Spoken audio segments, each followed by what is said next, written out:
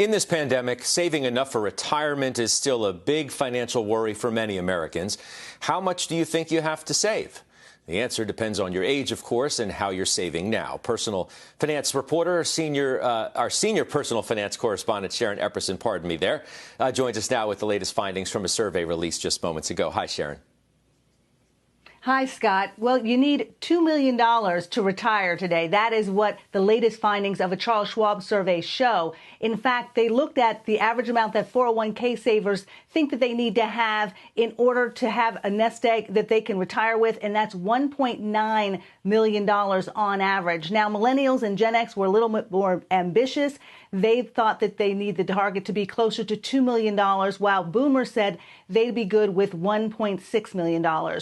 Charles Schwab surveyed about 1,000 401k plan participants, and there's still a great deal of uncertainty about whether or not they're going to be able to reach these targets. Only 37% said that they believe that they're very likely to reach their retirement goal. 21% said that they are very likely to retire later than they planned. And 14% say they're not likely to reach their retirement goal at all.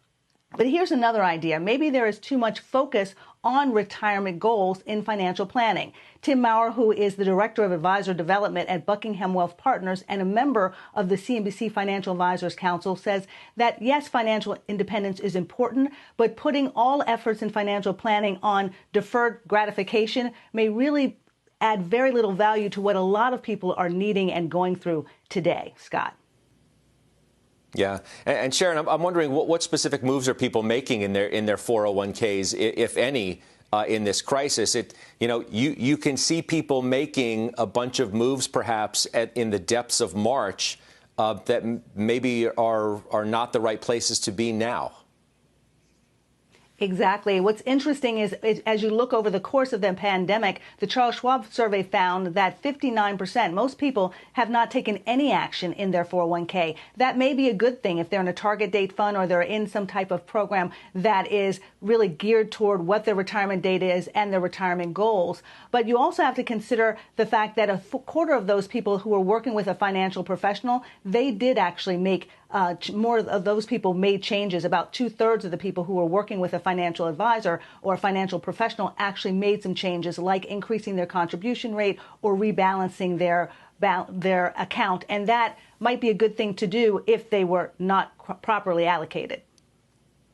Yeah. Do you think a lot of people are stopping contributions altogether or even in worst case scenarios, having to dip into their 401ks, Sharon?